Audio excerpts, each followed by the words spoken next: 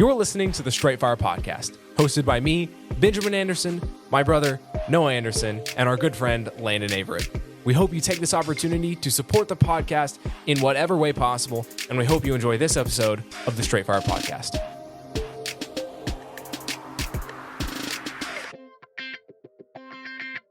Ladies and gentlemen, welcome back into another Straight Fire Podcast episode. It is a joy to have you wherever you are listening from. We just want to encourage you to take this opportunity to support the podcast in any way possible, as I echo past Benjamin there from the intro. But yeah, just thank you guys for all the support you guys show us and your continuance in, is that a word? Continuation In supporting each episode that we put out.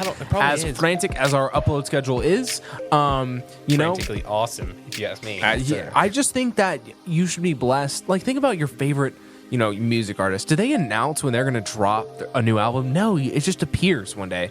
They probably do, but I think they announce it. They announce it a little bit. Imagine, I'm tracking. Yeah, it's just like, instead of just like, is a blessing really a blessing if you know it's coming? Ready always. Yeah, you never know. This is just a little blessing. It's just dropped into your podcast feed. By the way, be sure to follow the Straight Fire Podcast wherever you get podcasts, so you can be notified when that little blessing just appears. I mean, how great is? Even I get a kick out of seeing the Straight Fire Podcast Podcast going off at Friday night at the gym. Listen, man, I got deep into editing that one. Why is I get a kick out of seeing the Straight Fire Podcast uploaded a new episode.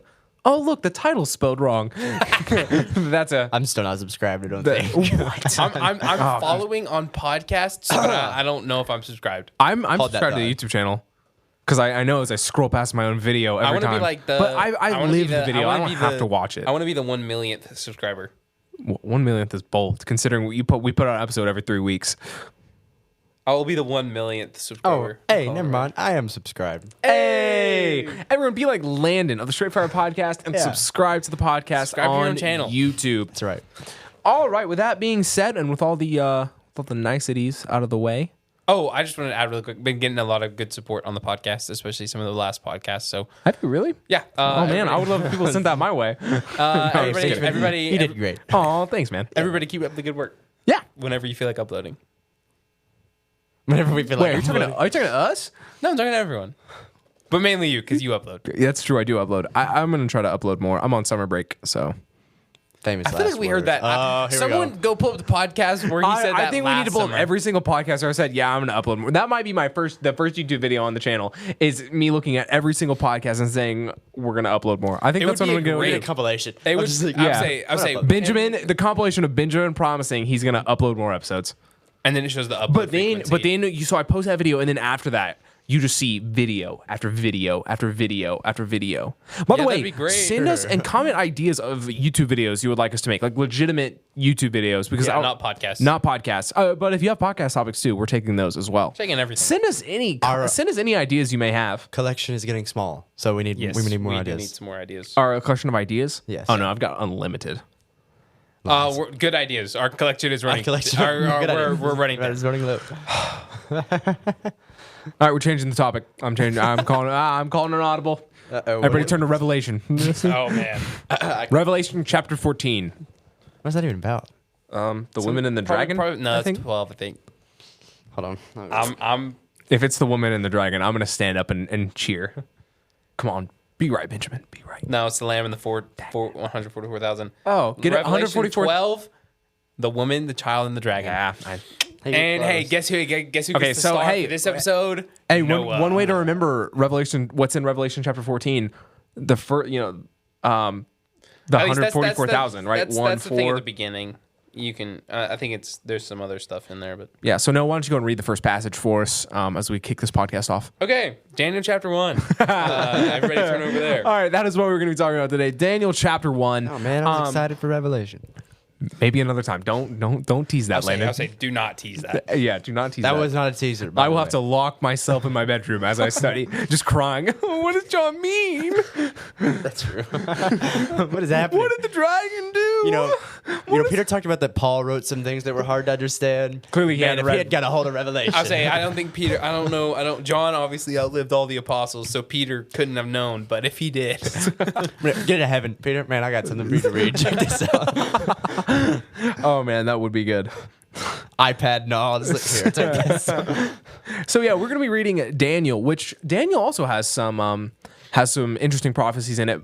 We are going to be discussing though Daniel chapter 1, and I think it's very relevant as we find ourselves as Christians in a world that is growing farther and farther away from Christianity. I remember talking about and making the point of, where is it that Christians are called foreigners?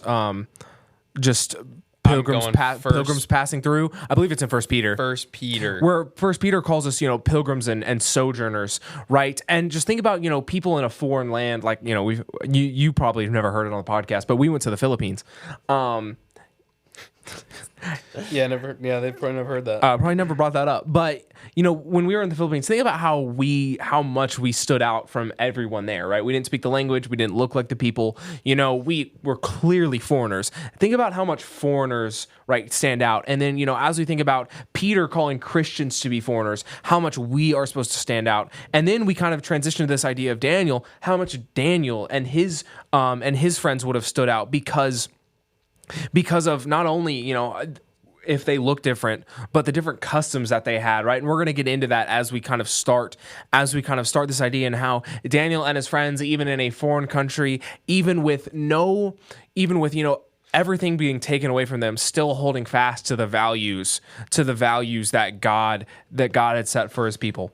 And I've got that passage really quickly. Yeah, no, go ahead. And it says in 1 Peter 2, verse 11, it says, "Beloved, I beg you, as sojourners and pilgrims, abstain from fleshly lusts which war against the soul."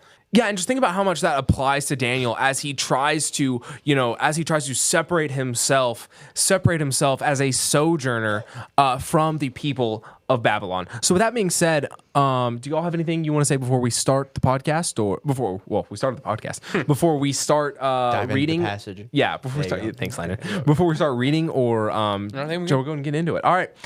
In the third year, picking up in Daniel 1:1, in the third year of the reign of Jehoiakim, king of Judah, Nebuchadnezzar, king of Babylon, came to Jerusalem and besieged it.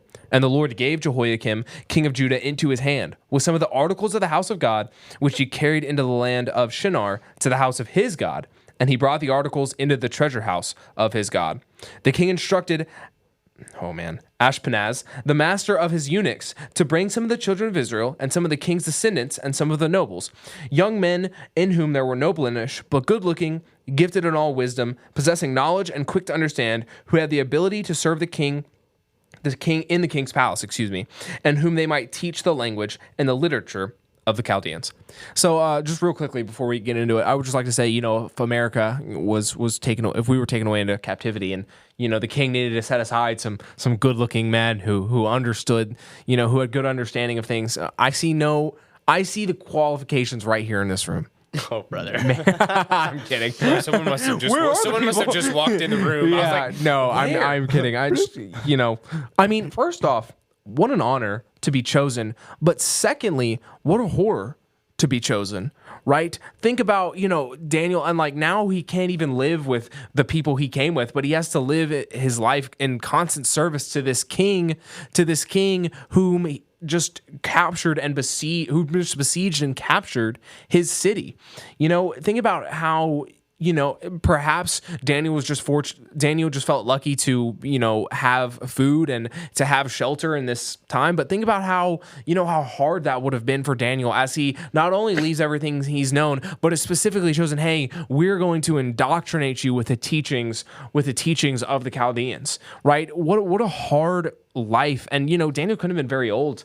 I would imagine when this started. I always imagined Daniel as, because I believe I remember hearing 16 or 17. Yeah, I think traditionally he was a younger man at this point. Well, because he still had to be taught the language and everything. So it's harder to teach someone the older they become a new language and new customs. He was, if I remember right, he was in Babylon for, I think 70 years? I think he was in the whole time of captivity. Yeah. So he was. I know, I don't know, I'm not 100% on that number, but I do know by the time Daniel did die, he was extremely old, having been in Babylon for a very long time. Yeah. Which means he would have come into Babylon at a very, very young age. Yeah, and now his life, so basically, against his will, he's being signed up saying, hey, you're going to serve the king for the rest of your life. You know, and there's things to be grateful for, right? But there's also things that I'm sure he wished he could have, you know, would have been different.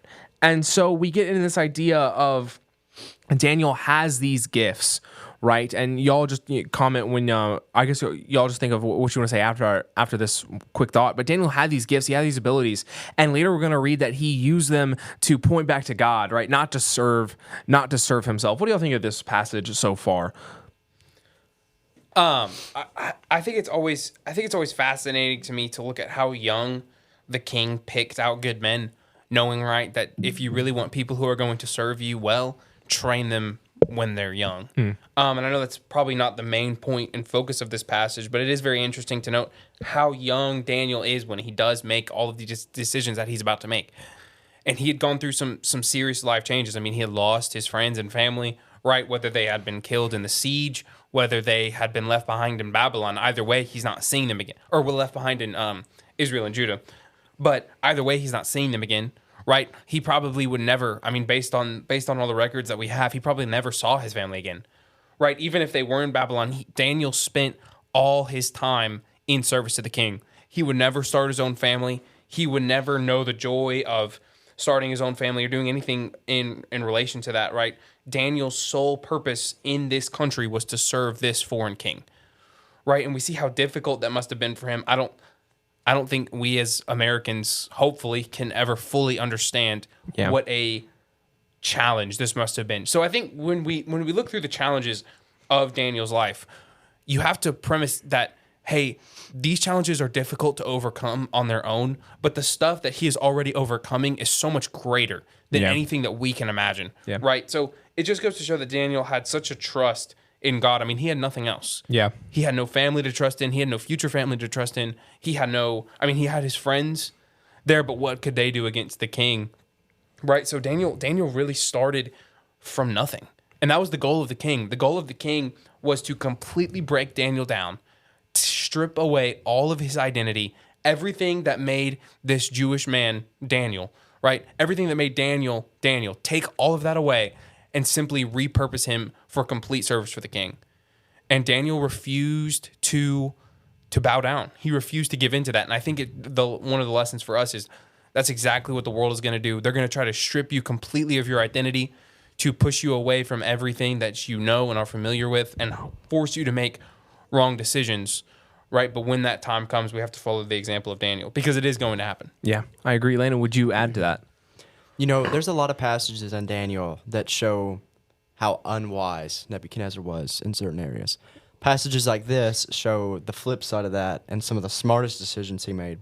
And so when he came and he conquered Judah, what he knew is that there was going to be certain people that he could extract that would benefit him. And y'all have covered that. But what this shows is you're going ahead and getting a glimpse of outer characteristics of Daniel. Because what you read in verse 4, okay, he's young. Okay, so what he's looking for, and when you see it, it's throughout history, but even in the Old Testament, the guys that really took leadership roles and conquered that position, not even like in a bad way, but like took control of that position and did well with it, they were young. I mean, you think of David when he took the throne. Saul was a young man when he took the throne.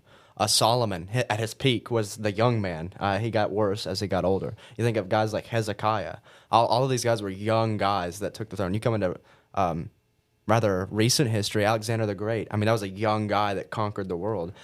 And so what he knew is he needed people that had qualities in which they knew what needed to be done and they would do it. Yeah. And that's what he needed. And so he looked for that. He also looked for people that the older you get, the more stuck in your ways you are. And like you said, Noah said, you want to be able to break these boys down. And so he needed young ones that didn't have this foundation that the 50, 40, 60-year-old guys had. And so what he had to do is he had to take these guys that hadn't been Jews for decades and were not solidified in that faith to the point that others were. And so he'd break that down. But we see that he wasn't just young. We see that he was, without blemish. And that's going to be explained. What does that mean, without blemish? That can mean a lot of things. Okay, he's good looking. He's gifted in all wisdom. He possesses knowledge. He's quick to understand. He's a smart guy, first off. Man, this sounds like people talking about me. No, yeah. No, I'm just kidding. I'm just kidding. I was just, Sure, I I'm knew just it. wondering how many times I could make that joke. I looked at your I might face have and one. it was I might have coming. one more in me. We'll see. I know you have at least one more. But it's that the ability to serve in the king's palace. And so what he's looking for is he wants intelligence, he wants wisdom, but he also wants a physical appeal. Okay, so he wants these guys that are going to help him lead the country in some shape, form, or fashion. To be people that can be looked to, guys that can be looked to, and people can say that is a smart, that is a wise, that is a good-looking man. And it's interesting that he did not look for that in Babylon. He looked for that somewhere else. Now that probably has to do. Now, realistically, every place he conquered, did he probably do this to some extent?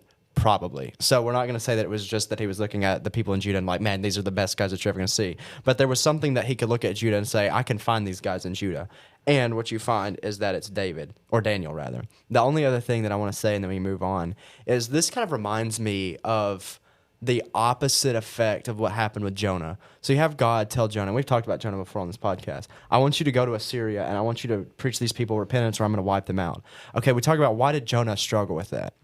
Everyone always just says because Assyria was a nasty nation that did terrible things to people that went against the rule. I think there's validity to that. But I think equally important to that is what had been prophesied by other prophets like Hosea and Nahum and all of these other guys. What had they been preaching to the people of Israel for years? If you don't repent, there's going to be a nation that comes and wipes us out, which is Assyria. And so here you have this guy that knows that his people is about to die, and God tells him, you're going to go to the people that are about to conquer you, and you're going to do the right thing. You're going to preach repentance to them. You're going to be a good person. You're going to be the right kind of person that I need you to be. Did he do that right thing at first? No. Okay, we flip that to Daniel. The exact same thing happened, but rather worse, because it wasn't Daniel going to Babylon before Judah got conquered, but rather after. And so they're both presented with this problem of you're dominated by another nation, and God has put you in this position. Because what does it say in verse 1 or verse 2? God gave Judah into the hand of Babylon. So basically, God has put Daniel into this position. And so here is Daniel in a place that he never thought he would be, and he's presented with, do I follow God and do I do the right thing? Do I become the man that Nebuchadnezzar's looking for, or do I just be a problem the whole time? Yeah. And then you're going to see what he decides throughout the chapter. Yeah, and well, I'll just get into what the chapter says. No, unless you have something to add before we. Also, that reminds me. I think what Nebuchadnezzar was doing was, to me, it's always felt like a political flex, right? Like to take the young men, to force them into servitude, right? From every nation. best, too. Yeah. Yeah, Hey, look at I only have the best from every nation, serving me, Yeah, right? And he's- their only focus will be to serve me. That is how powerful that I am. I think it's like a political move. Yeah, and he's also, I don't know how related this is to the passage, but he's also crippling all the future nations. Like, Judah has, in his eyes anyway, has no chance of revolting against him because he's taken the best of the best. He's taken that's all the true, leaders. yeah. He's I didn't think taken about all the that. people who would be future soldiers, right? All these young men. He's taken them, and now they work completely for him, right? They will never see their home countries ever again, Yeah. right? So he's taken these people, and he has essentially humbled those countries to a point that they won't recover for generations. I mean, the assumption is that he did this to everyone. And I mean, Yeah. what did he take? He took the king's sons. He took the noblemen's sons. He took the wise people. Yeah. I mean, he took the good-looking guys, the charismatic guys, and the guys that held any sort of power in Yeah. the future. The guys you would follow. Any of the people there's like, if he leads a revolt, I'll follow him. All of those guys, they're on my side now. Yeah. Yeah. That's very true. Picking up in verse 5. And the king appointed for them daily provisions of the king's delicacies and of the wine which he drank, and 3 years of training for them, so at the end of that time they might serve before the king. Now those among the sons of Judah were Daniel, Hananiah, Mishael, and Azariah. To them the chief of eunuch gave names. He gave Daniel the name Belteshazzar, to Hanani, Shadrach, to Mishael, Meshach, and to Azariah, Abednego.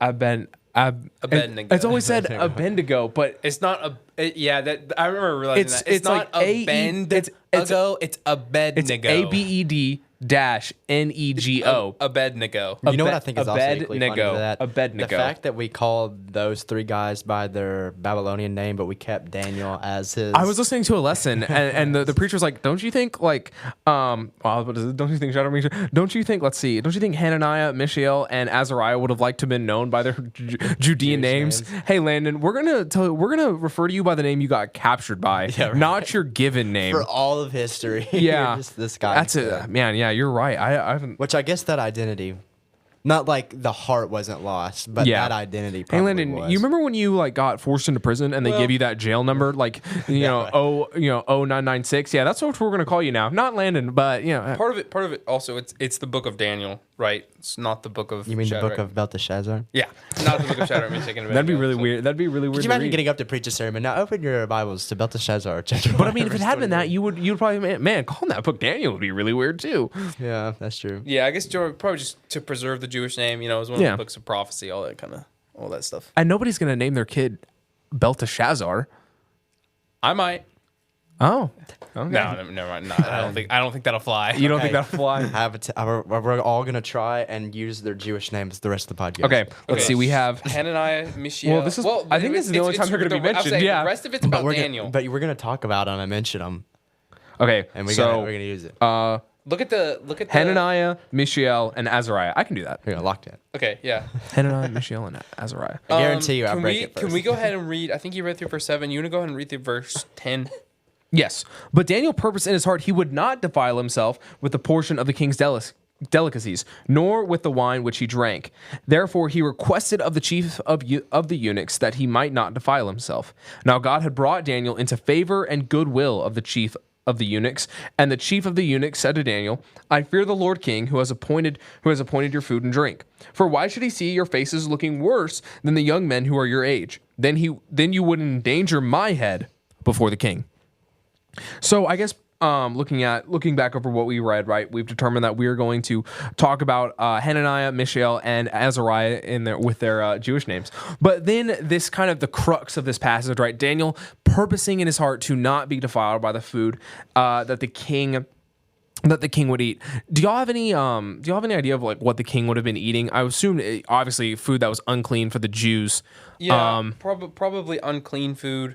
Probably, I mean, the wine. Food I with think also, meat with blood. Yeah, that sort of thing. Obviously, Daniel decides whatever it is, and it's interesting that we're not told the food, but Daniel decides whatever it is that he's going to have, and Mishael and Azariah and Hananiah decide that they're going to have no part of it. Yeah, right. Something about it goes against their culture, and even though everything, their identity had been stripped from them, they still decided, hey, I'm going to hold on to these principles. Morals stay. Right. Yeah. I'm going to take them with me wherever I go, showing that it wasn't really about the location of where they served God. It was more about, God's law being written on their hearts.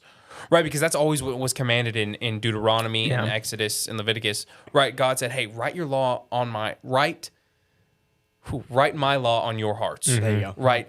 Meditate on them day and night, and not only meditate on them, but do them. Yeah. Right. And Daniel decided he was going to take that seriously. Right. And you can see what ensues. Yeah, and that as I was preparing for this podcast, that kind of made me reflect. Made me reflect on this idea of, how many times have I given myself a pass whether, hey, I watched something that I wouldn't normally watch, or, I did something that I wouldn't normally do. Well, because I was with other people, right? I would never have put on that TV show. I would never have listened to that music. I would have never have said that joke. But, I'm with, those other people around me who are doing those things. That's really more on them than it is me. It's not really my fault that I listen to those things or I watch those things. It's on them. And I thought about how many times, I've given myself a pass because I let the circumstances around me decide how much I was going to follow God's law, God's commands that day. And, I realized Daniel kind of puts me to shame here. Daniel puts to shame this idea of, because I'm with these people, I'm going to do these things. Daniel puts to shame the idea that, my my morals can come and go depending on my surroundings, right? And I think it's so easy to fall into that mindset. And because sometimes, let's be honest, we fool ourselves into thinking that the worldly people around us are going to respect the morals that we have. And that's not always true. And I'm not trying to cast a judgment. I'm not trying to cast blame on people, but they're just simply not going to understand, right? No, I don't know if non-Christians can understand the idea that, you have to cling to these morals, because it's not just about, holding to some moral code. It's about serving your creator. And I think that's the idea that Daniel's giving here. It's not just the idea of, hey, I'm not eating this because I want to be healthier, or because it violates, how I feel about this. I'm not eating this because I'm trying to serve my God, right? There's nothing more important than that. Even in service of this great king, my focus still remains on serving this God. I'm not going to let the thing around me, even this, these wonderful delicacies. I mean, it says, the wine that the king drank. You don't think the king drank the best? The food that the king ate. You don't think the king ate the best? And it was still, hey, no, I'm going to forego that, because no matter what, no matter who's around me, my life remains still in service to my God. And so Daniel kind of put me to shame with that idea. I think an important thought here is not only to follow God's commandments, but to also explain why you do them, right? If someone comes up to me, hey, no, why don't you drink, right? Well, I could just say, well, I think drinking could cause me to do things that I don't really feel comfortable in doing. I think drinking could impair my decision making, all that stuff. That's a fair response. It's a valid response. But a more appropriate response for Christians would be to first say, God has told us that, hey, if we drink, we cannot inherit eternal life, right? As Christians, we are not allowed to drink, right? The Bible instructs us against that, right? To really explain that to them, because people get confused, I think, when people in the world think of authority, right? They just think of, hey, I'm not going to do something for fear of repercussion. Right. So when I get into a situation with my friends and they they're not Christians, right? Well, they're like, well, you can go against the Bible now, right? We're not going to get on to you or anything like that. We're not going to tell anyone. And they don't understand that this law is not a fear of repercussions. It is out of a love of God, right? And that's something that Daniel absolutely had. He wasn't afraid of the repercussions of the king. If you read through the rest of the book of Daniel, you can absolutely see he wasn't afraid to get punished, right? He did these things because of how much he loved God and still loved him despite being captured by the Assyrians, despite having everything he loved taken away from him, right? Daniel loved God enough to serve him no matter what the repercussions were going to be, and he showed everyone around him that his faith was not something that he took part of because he was scared to be punished. Yeah. Right. It was something he took part of because he truly loved God and wanted to serve him. Yeah, Landon, would you add on? Yeah, no, just first adding on to what Noah said, and then I'll give my thought. I think sometimes we get put in a position where we can either fall to temptation or not, and it's something that can come by peer pressure of other people or them maybe not on purpose doing that. But our responses are very flaky. Like, hey, Landon, do you want to drink this? No, I'm not old enough to drink. Or, no, I'm just not comfortable with drinking. Is that a valid response? Well, yeah. Is that the response I should have as a Christian? No. Landon, why don't you curse? No one's gonna deal with that. Well, I'm just not comfortable with cursing. Is that a valid response? Well, yes. Is that the right one to have as a Christian? No. If you're gonna hold to a standard that God holds you to, you need to be, at least in this instant, as Daniel, you need to be man enough to admit that. Okay, here you have Daniel and his friends here, Hananiah, Mishael, and Azariah, right? Bingo. Okay, these guys, they have a moral compass. They have a moral standard. They're offered a scenario where they couldn't or where they didn't want to do this, and they just straight up said, hey, no, I don't want to do this. They could have been like, I don't feel comfortable with this, but I'm also not comfortable with, saying something. Because what they're addressing, they're going straight against the king. I mean, this isn't just something like, hey, you guys should eat this. This is the king's orders. You are to eat this so that you can gain your strength. He doesn't want a bunch of weak guys helping him run his kingdom. He wants men of strength. And so here they are opposing the king. They could have just been like, not this one time. But they were man enough to hold to the moral standard that they had at home. They're going to hold it here too. Mm-hmm. And so really the question, the word that I would use here is compromise. They have a standard with which they know they're to follow. Okay, I don't know what was broken by what the king gave them. I don't know if it was the type of meat from the animal that it came from that went against their conscience or went against Jewish law. You go read Leviticus. There's a lot of things, a lot of meat that they couldn't have. I don't know if it's what they used to cook it. I don't know if it's how they cooked it. I don't know if they left the blood in it. I don't know if it was the drink. Maybe it was alcoholic wine. You see how alcohol would affect Nebuchadnezzar's family later in Daniel. So maybe that was just something that he was already given to his men because it was a normal thing. I don't know what it was that they looked at the meal and said that this goes against what we believe to be right. And so the question was, do I compromise? Okay, well, what are the pros and cons to this? I do this and nothing changes physically. I'm obeying the king. I'm obeying the guy that's in charge of me. I'm actually gaining strength. I'm going to be able to do what I'm supposed to do. And God has allowed me to come in this situation, meaning he wants me to be here. So that means I need to do everything to keep in favor with the king. Could you not use all of those things as a way to compromise going against that standard? But rather what you see Daniel do is he says, I have a standard, and so does the other guys. We have a standard, and we're not going to break it. What happens if we break it? What could have possibly happened? The eunuch goes to the king and says, "These four are not listening. Kill them." Yeah. It could have It could have stopped at the eunuch and not made it to the king. We don't want to eat this. Well, you're going to eat it, or you're going to be dead. Yeah. And when eventually they would be, three of them would be handed that very situation. You're either going to do what I tell you to do, or you're going to die. It could have happened right in chapter 1 instead of happening chapters later. Okay, and so there's a lot of things that they could have went through. What could have happened is they decided, all right, you're not going to eat this, you're not going to eat anything. You're just going to eventually starve. There's a lot of bad things that could have happened that they could have gotten out of with compromise. I'm just going to compromise on my standard. Well, also think about what the chief eunuch says to Daniel. Hey, I don't want to risk the king killing me because you guys didn't eat the food that he gave you. If you're Daniel, you could just go back to Well, I got to keep him. I don't want to put anyone else in there. Hananiah, Mishael, and Azariah. Yeah. You could go back to them and be like, "Oh, guys, we don't want to put the chief of the eunuchs in danger. I mean, he's been kind to us. He's been nice to us, right? It says Daniel had favor with the chief of the eunuchs, and guys, we don't want to put this guy in danger. But that's not what Daniel does. Even though, again, he had the easy opportunity to compromise. And we have that in our life too. I think one of the biggest ones that everyone has this one is lying. There is going to come a point where you're going to be like, man, like it's wrong. Okay, it goes against my standard of what I believe to be right. Lying is wrong, always. That's just the truth. Lying is wrong. There's no such thing as a white lie. I'm either telling the truth or I'm not, and you're going to be on one of the two sides of that. But I mean, if I just tell this lie, it'll get me out of trouble. It could put me in a better situation. I don't want to hurt people. Yeah. You want to talk about like Christians that want to defend lying in certain scenarios. The main thing that they're going to use that for is I just want to defend someone else.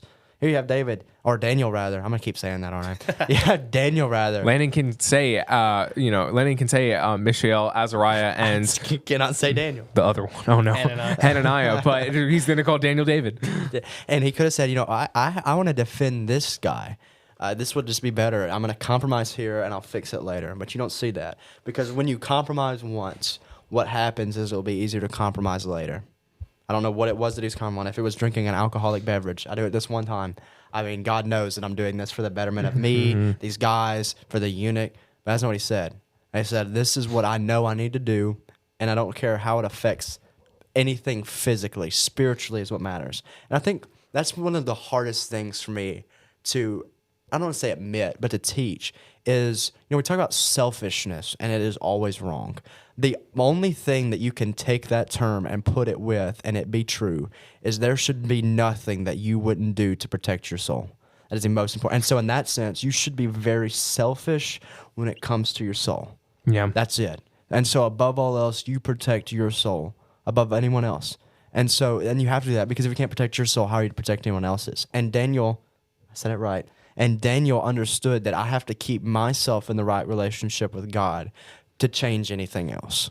Yeah, absolutely. And it's something I noticed as well, is if you're looking for excuses, your excuses will always outnumber the reason to do good, right? I can think of hundreds of excuses to do the wrong thing, right? And when you're looking for them, they're easy to find, right? But we see Daniel wasn't looking for excuses. He wasn't looking for a way out, right? He was simply ready to do the right thing.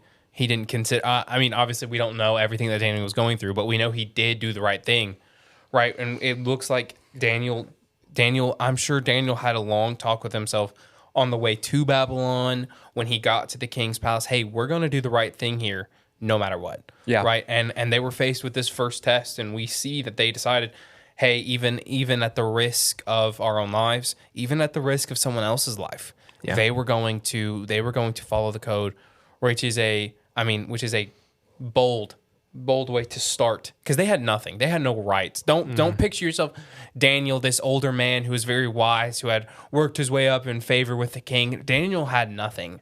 He had no reason to, like Landon said, he had no reason to be respected, no reason to be listened to, right? They could have said, okay, you want to eat the food? Fine. Then we'll throw you out of our palace and you'll have to find your own way. Yeah. Right. It's not like we don't have 40 other guys that are going to do That's this. what I was thinking about. There's other people who are here. We've taken people from every nation. What makes you special? But I will note very quickly that the person in charge of them found favor. Daniel had found favor in his eyes. Right. So when you're doing the right thing, when you're being a Christian, instead of when you say to someone, yeah, hey, I don't do that because I follow God, instead of them mocking you, I think a lot of the time, if you are being a faithful Christian, they'll look at you and wonder, okay, that's interesting. Yeah. You know, why why do you do that I now? think we all have this in our head that, like, the second that we go against something, that they're going to be like, oh, gross, you're a Christian. you're a I can't Christian. believe you're a Realistically, Christian. almost every time that someone has offered me something with which I'm not okay to partake in, and I'm honest with them, they're like, Yeah, that's cool. Honestly, don't compromise. Usually they'll be like, yeah, I need to stop too. Don't get compromise there. on it. And that's a great conversation start. Now, will it always be that way? No, probably not. Absolutely not. Right. I've had some conversations with some people about abortion and that sort of thing, and I explained my views and why I had those views, and they're like, that's interesting. Now, did they ridicule me for them? Yeah, a little bit. But you know what? I told them and I explained, and who knows what that'll lead to in the future. But because I presented them in a Christian way and wasn't I wasn't a rebellious person. I wasn't someone who was always looking for controversy. But instead, since I simply followed God, right, and they knew that about me, then telling people why I'm doing what I'm doing is so much easier, right? And Daniel, because of the person that he was, when he told the keeper of the eunuchs, hey, this is why, or this is what I need, and I can't do what you're asking me to do, the eunuch didn't just kick him out because Daniel and his friends had been rebellious, right? Daniel had already found that favor, so the eunuch was more willing to do what Daniel had asked of him. Yeah. I think we should go ahead and move on to the next passage. I think we covered that really well. So picking up in verse 11. So Daniel said to the steward of whom hold on, I can do this. We're picking up in verse 11. I can't believe you made fun of me with David. I know, you're right. I don't know why I had any room to You talk. want me to read it? No, I got it. So Daniel said to the steward, whom the chief of the eunuchs had set over Daniel, Hananiah, Mishael, and Azariah. Oh, there are the names again. Yeah. Verse 12, please test your servants for 10 days and let them give us vegetables to eat and water to drink. Then let our appearance be examined before you and the appearance of the young men who eat the portion of the king's delicacies as you see fit. So deal with your servants. So he consented with them in this matter and tested them 10 days. And at the end of 10 days, their features appeared better and fatter in the flesh than all the young men who ate the portion of the king's delicacies. Thus the steward took away their portion of delicacies and wine that they were to drink and gave them vegetables. And I've always thought for this passage for so long, the other people in the room had to be so mad. They're like, wait, we're eating vegetables and water? Like, who got punished? Oh, no. We're doing this because it's better for us? Like, And then they got more fat. Bro, that's like me bulking and then I think- eating broccoli. Yeah, I think that's probably the worst. I just got back from the gym. Let me chow down on this broccoli. I think that's broccoli the worst stock. punishment. Can you imagine? Yeah, Like, getting no. rid of the wine and the meat and getting fed vegetables and water. Broccoli, just raw vegetables and water. Oh man, what a Ooh, can you imagine looking at it and All like, the time. Like, hey, and that lasted for 10 days. But what happened after that? It continued. 3 years. Yeah, 3 years. Can you imagine that plate that tray gets opened and there's just broccoli? No, flicking and back to you? imagine you eat one meal of vegetables. The next night, guess what you have waiting for you? More vegetables. and water, yeah. I like me some vegetables, but not like that. I think there had to be some supernatural sustenance. in I there was thinking somewhere. that too because I was like, I don't think. I mean, Now, listen, the people on drinking the meat and wine. I mean, if you're drinking that all can't the be time, that like healthy they for you. probably Yeah, that were, can't be very healthy for you. probably not very healthy. But on the flip side, vegetables and water don't possess. Vegetables are mostly water, So they don't possess You're just having all water the and you weren't- were we you're just getting having protein? water and less good tasting think it water. had to be possess miraculous because of the way Yeah, it it had was. to be because the eunuch looks at them like, "Hey, this is crazy. Like, Yeah. what are y'all doing?" Maybe like vegetables and water and perhaps like bread. You know, he was like, after 10 days, they're gonna look like me. They're gonna Look like have shriveled away, skeletons. and Yeah. everyone understood that would be the case, but they hadn't because God was obviously on their side. Yeah, and I think that's the key here. And also, we have no indication that Daniel's saying, "Hey, test us for 10 days." There's no indication that Daniel knows what's gonna happen. Yeah. right. Yeah, I mean, actually, Daniel like doesn't have- do it. Daniel simply knows if he does The the, same right thing- thing, he'll get taken care the of. same thing with what Ahaziah, Mishael, and Hananiah Azariah. Azariah, dang. Tell King Nebuchadnezzar in chapter 3, we have no need to answer you in this matter. We're going to do what our God tells us to, whether he saves us or not, right? I think that's what Daniel's mindset here. In fact, that mindset of, hey, we're going to do the right thing, whether God, saves us or not, that kind of sums up the book of Daniel. No matter what's happening, I have to do the right thing, whether God delivers me and, grants me a victory or delivers me from my enemies, or whether, the worst case scenario happens, I'm still serving God.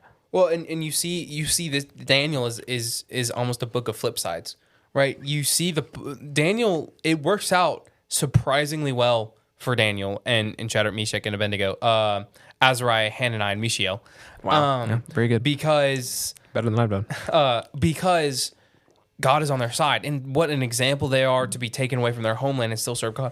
But nowhere in this book is the promise that God is going to save them. Yeah. In fact, God does very little speaking in this book, right? Daniel and Outside of the prophecies, yeah. yes, Daniel, but through the first 3 chapters, God does very, very little speaking, right? He speaks directly to Daniel, but that's really it, right? He doesn't speak to the 3 of them in the fiery furnace at all, right? Any time in that whole story, right? Except when they are thrown in the furnace and the 4th one comes down like the Son of God, right? But there is no assurance from God here, and God gives no promise that, hey, when things are hard, when you have been taken, or when everything gets hard, that God is going to deliver you from that and make things physically easier for you. Yeah. There is no guarantee in this book that that's going to happen, right? In fact, Jesus warned against that often, right? Because we always remember, hey, Daniel, he was saved from the lion's den. They were saved from the fiery furnace. They were fed vegetables and water, and it was made okay, right? But what you don't read about is how hard it was to be in Babylon away from their family, how hard it was to serve the king,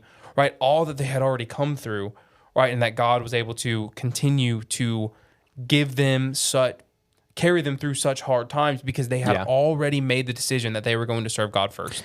And there is no guarantee to you and me today that that's going to happen, that we're going to, get carried through every trial because we serve God, right? But the example here is shown that, hey, if you put God first, you're going to be taken care of. Whether it's in this life or the next, it will always work out for you. I guess I hadn't thought about, what might have been the hardest thing Daniel and Mishael, Azariah, and Hananiah had to deal with. There you go. Yeah, there it is. What I had to deal with was just just day in, day out. Hey, we're not in our homeland.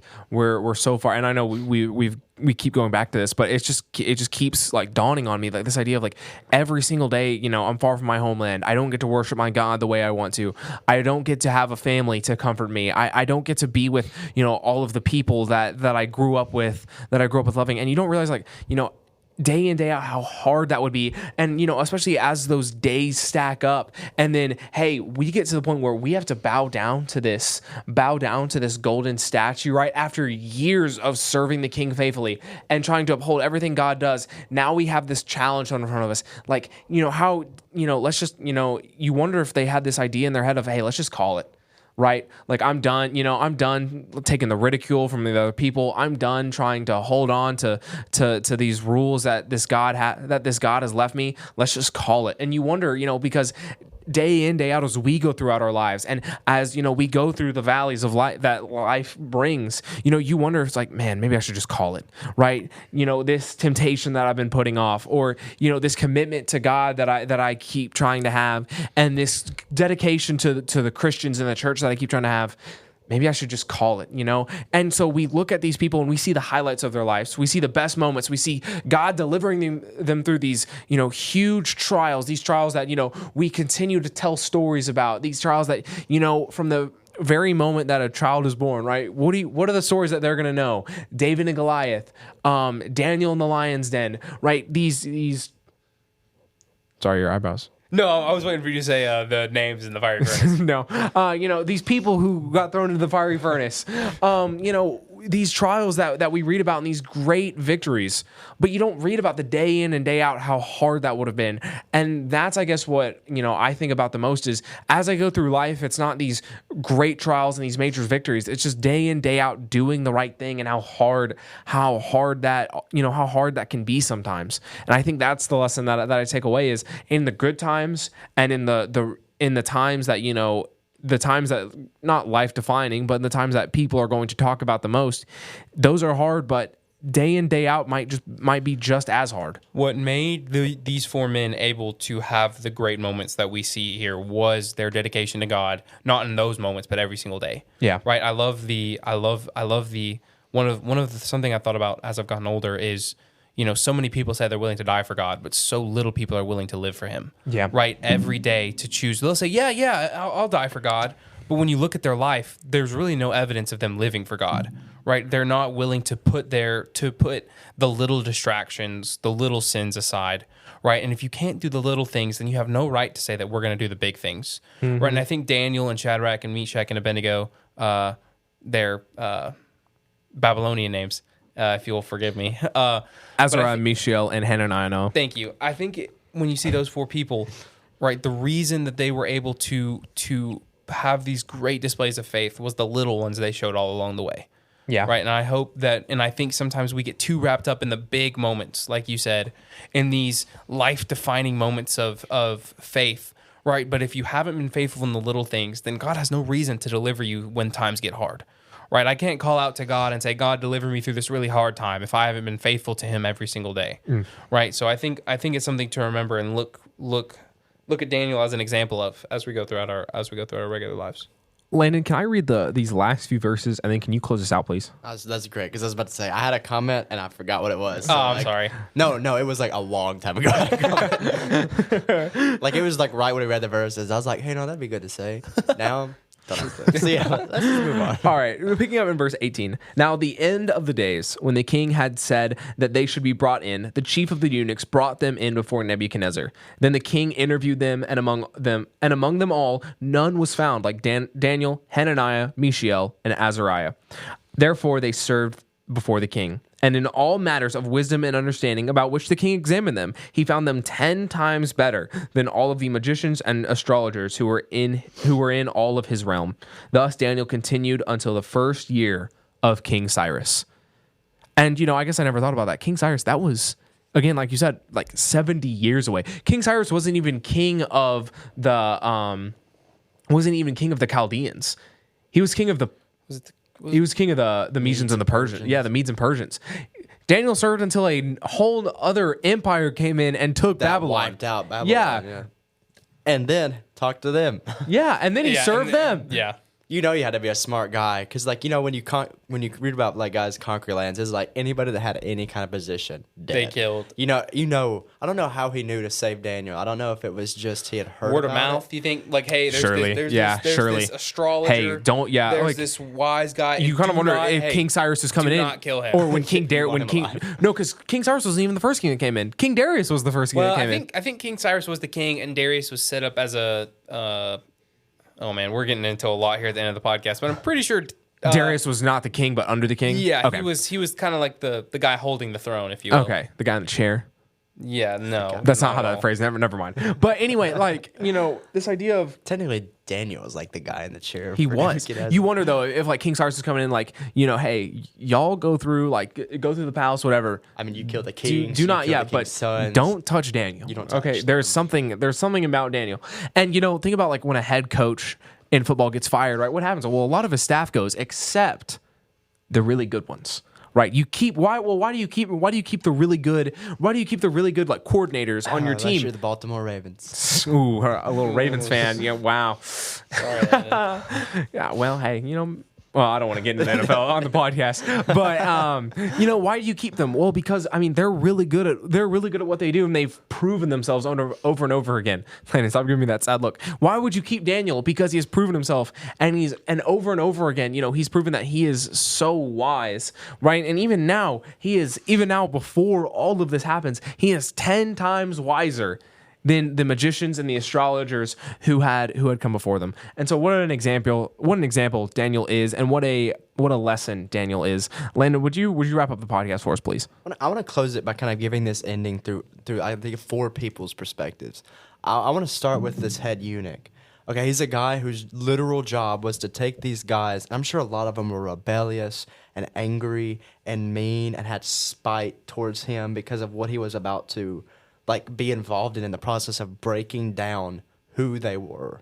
Okay, and so he's probably seen a lot of things. He's probably heard a lot of things. He's probably dealt with a lot of nasty people and just nasty attitudes. Even from the guys that were from Judah, I'm sure a lot of them were rather rebellious in certain areas.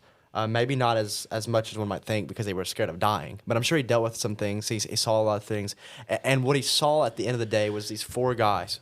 And the miraculous side away of that he was feeding these guys vegetables and they were drinking water, and they ended up yoked in comparison to everyone else. And I'm sure he was that's ridiculous. But all of that aside, that he found they found favor in his eyes. That he saw guys that would not compromise on their morals when everything was stripped away. Their family, their wealth. We don't know where they fell in line. We don't know if these were the nobleman's sons. We don't know. Most likely these were not the king's sons. But we don't know if these were nobleman's sons. We don't know where they fell into the political line of Judah. We know where they fell in as far as logic and wisdom was concerned. These were smart young men. But they did not waver on the things that mattered, no matter what situation they were put in. And you see that affect his life. And I wonder when he brought them into the king, if he knew in the back of his mind that in the years to come, I'll be answering to those guys. And that he was okay with that because he knew what they were capable of in a good way. Okay, then you take it from another perspective. All right, you take this from King Nebuchadnezzar, and this is really what you see in the verses. At the end of the days, the king brought them in. Okay, you have the chief of the eunuchs. You've seen his perspective and what he's handing off, these guys that he's crafted. I mean, he is the one that molded them into who they are. And so in a way, it's like his sons that he's handing off. And, he's watching them do this great thing. They're going before the king, and now you have the king bringing them in. Okay, now he sees these guys, and I'm sure although these are noblemen's sons and wise guys, there's probably some of them that were kind of duds. Okay, that probably, yeah. I mean, and you have some of them that did not look. They look maybe more sickly because they weren't eating their food, because they were scared, or because they were sick. And maybe you had some that really, they might have been a nobleman's son, but they were rather dumb, and they weren't really going to accomplish what he needed them to accomplish because there was a certain characteristic lines, and if you only had 2, you weren't getting in. You needed all of them. And I'm sure he was sifting through this. I'm sure he was getting sick of doing it. And you have these 4 guys come in, and I'm sure he probably heard about these guys that were eating broccoli and drinking water instead of drinking his wine. And then I'm sure he was probably frustrated, but then found out that it worked out for him. And maybe naturals, that's the way to go for some people. And so he has them come in, and he starts quizzing these guys. It's this interview. He's like, tell me about this. Give me the information on this. And everything that he could give them. I'm sure he was trying to look for an area of weakness, just so there's somewhere to grow, but he couldn't find it. They just turned out to be 10 times smarter than the guys that he would usually go to for things. 10 times smarter than the best of the best. The best of the best. Mm-hmm. And so he goes, okay, and we know what happens to them, the power that they're giving, specifically Daniel. But the other guys too, Hananiah, Azariah, Mishael. There it is. I think we're dialing in. That they get. Okay, well, we cut that off because that's the end of the chapter. That's what he sees. It puts them in power because of where they're at. Okay, and I take this from the guy's perspective. We don't know how this was going to work out. We're going to disobey the king. We're going to disobey the eunuch because we're going to follow what we believe is right, what we believe God wants us to do. We're going to do what God would have us to do. We're not going to compromise on our morals because there's some things that can't be compromised on. We don't care what's going to happen to us because of that. And eventually they get blessed with that, and that they ate the food and they grew more and they had more strength. But furthermore, then God blesses them not only with that, he gives them skill in all literature and wisdom and knowledge. And then Daniel has understanding of all visions and dreams. And so they keep getting these blessings. And so there's a solidifying of the faith that they already had, and that they know that we trusted God and God did what we knew he could do. We didn't necessarily expect him to do it, Almost did it. Hananiah, Azariah, Mishael. They didn't expect to be thrown in the furnace and like God is going to bring us back because He's going to do that. They knew God had the ability to do that, and they would trust that He would do what is best. If that meant they burned to a crisp in the furnace, then we burned to a crisp in a furnace. Here, if that means the king has us executed because we didn't know what we were supposed to do, that's fine. We're going to trust God. Now they were blessed. Same is true for us today. Now that might not mean that when you eat broccoli and celery and carrots and drink water that you're going to get huge or that you're just going to instantly wake up one morning and be incredibly smart in British literature. Okay, that's not necessarily true, but God will bless. Yeah, thank goodness. God will bless you more so spiritually. Okay, when you read the New Testament, the only thing that Jesus promised, and this is a scary reality to some, but it shouldn't be. The only thing Jesus promised Christians on the earth today is that you will have persecution. That's the only thing that He promised. Yeah. Now, He promised that there would be things to come in the next life that you would have. But on this is life, that's the only thing. And then as I close, the last thing, you want to look at this from God's perspective. Okay, He's been watching the people of Israel go up and down through the judges, through the kings. He's watched Israel absolutely fall. I know where I'm at, so we can break. What? Oh, yeah. Go ahead. He's watched Israel absolutely fall more than once. Okay, He's absolutely watched Israel get taken out by Assyria because of their disobedience. And then He watches Judah, and He says, you know what, it's time. They're going to get wiped out. Okay, what He's used to seeing is mediocrity in His people. And so now He's ready and He watches these 4 guys and He sees them go into a land that isn't theirs, stripped from their family, stripped from everything they've known, and then watched as men try to strip their identity and their morals from them. And He watches, what are they going to do? Are they going to obey Me, or are they going to do what everyone else did, what their friends did, maybe what siblings did that were there? Are they going to crumble too? And He had to watch that. Now, God being an all-knowing God knew what they would eventually do, but He also still watches the present. And so He sees, He knows what they're going to do, but He also knows what they could do. And so here He's watching as they obey Him and they turn down the food no matter what's going to happen. And what you see is God watched it. I think sometimes we have this idea that, I'm going to do the right thing, but, God's not really watching. I'm just going to do it because I know I need to. God's watching. And we always bring up God's watching when something bad's happening. Like you shouldn't do that because if no one else is watching, God still is. That's equally true when the good thing happens. God was sitting there and He watched those 4 guys saying, we don't want this. Would you bring us vegetables and water? He watched as those 3 guys stood before the king and said, we're not going to bow down to that idol, and so you just go ahead and get done what you're eventually going to do. You throw us in there. If God saves us, then He saves us, and if He doesn't, He doesn't. And God sat there and He watched that. Now He also watched everyone else bow down. And so God sees both of those things. And so when you're tempted to do something, remember God's watching. But don't just remember that so you don't do the bad thing. Remember that when you choose to do the right thing and no one else does, or everyone is encouraging you not to, or even when really no one else has a say in it and it's you just fighting within yourself to do the right thing, God is watching and God is waiting for you to do the right thing because that's what He wants. He wants to be able to say you did the right thing and wants to bless you for that. Absolutely.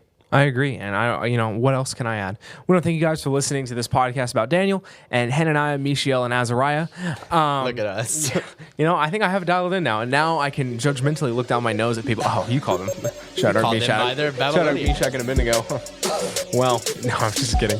But thank you guys for listening to this podcast. Again, we just hope that you'll support it in any way that you can. And just comment any ideas that you have, whether they be YouTube video ideas, whether they be podcast topic ideas, whether they just be constructive feedback. Make it nice though, because please try not to hurt my feelings. But thank you guys again. Yeah, but thank you guys again, and we'll see you guys in the next episode.